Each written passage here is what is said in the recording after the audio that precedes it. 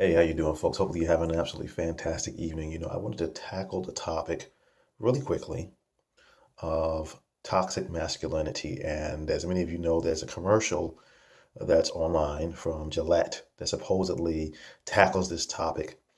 And the way the commercial is presented, it exposes toxic masculinity and asks the question, is this the best that men can get, or what a real man is?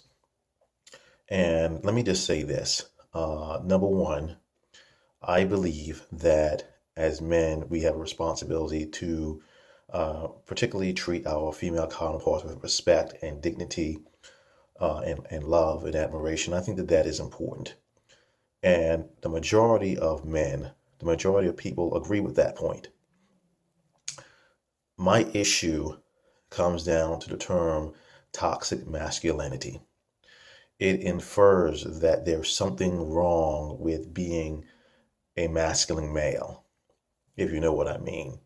There's something wrong with being a man's man, that sort of an individual. That it infers that we're looking more toward a society where men are more docile, feminized in some ways, and so I have an issue with that.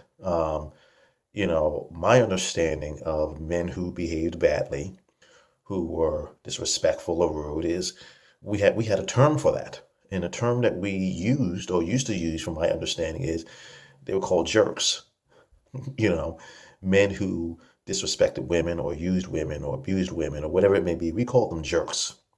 And there's a whole lot of other terms that we used when we would identify men who were not responsible or acting responsibly, particularly toward their female counterparts. And what we have done is we have demonized in many ways what it is to be a man.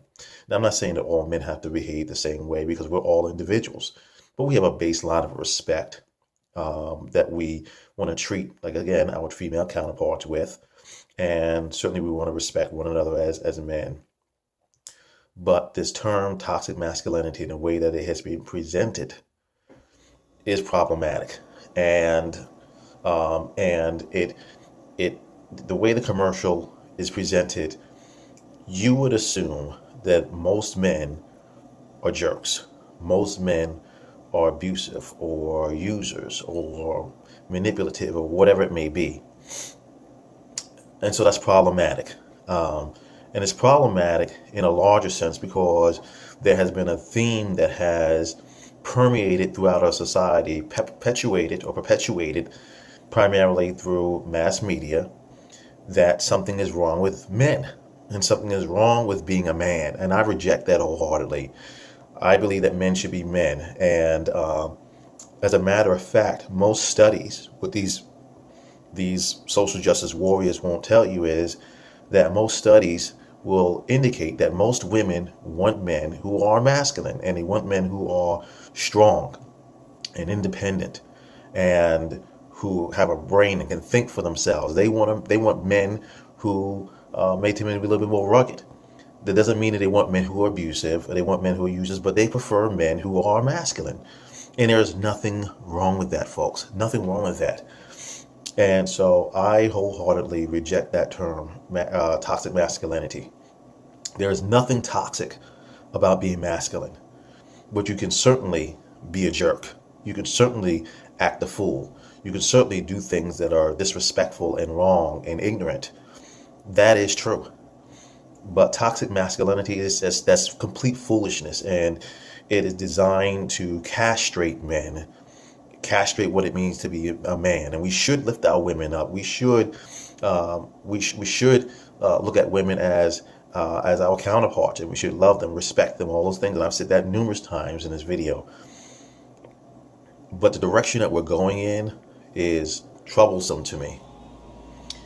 Since my son has been small, I've always raised him to respect women, to honor women, open the door for her, treat women the way that you would want to be treated. And I've also told him that it's okay to be a man. You should want it. You should have a desire to be a man. There's nothing wrong with that. But what we're doing is we're trying to emasculate men. as a society. Well, I won't say as a society. There are forces within our society that are attempting to emasculate men. And so, again, I have a problem with that. And I think the majority of men see through this. I believe that the majority of women see through this. Should we talk about men who are not doing what they should be doing? Absolutely. I have no problems doing that. But not from the standpoint of toxic masculinity, but from the standpoint that of them being jerks, because that's what they are, jerks. They're not toxic masculine males. They're jerks. Just the same as females can be jerks, but no one's running around calling them toxic feminists. I mean, it's absolutely ridiculous. Just some food for thought, folks. I think we need to do more to build our men up. They're falling behind, particularly our boys are falling behind and falling into the cracks. That is a fact. Because we focus so much on women, and we should focus on building women up, but not at the expense of the success of our young boys. They need to be lifted up as well. They need to be promoted as well. We need to encourage them just as much. And for whatever, there is this warped viewpoint that in order to lift women up, you have to tear men down. And that's just a lie. And it's presented as a lie. And so, again, I reject that. There is no such thing as toxic masculinity. There are jerks in this world, men and women who are jerks. But there's nothing toxic about being a man. All right, so you guys have a great evening. It's been a long day, but I had to just touch on that topic because I'm a big supporter in men being men and in promoting men and strengthening men, because I've seen a breakdown of our families, and in part that's a part of what it is. As we emasculate our men, we break down the family system. We break down the family structure. That's just a fact. There are statistics, governmental statistics on all of this. It's just a fact. So you guys have a great evening, and look forward to hearing some feedback. All right, God bless you.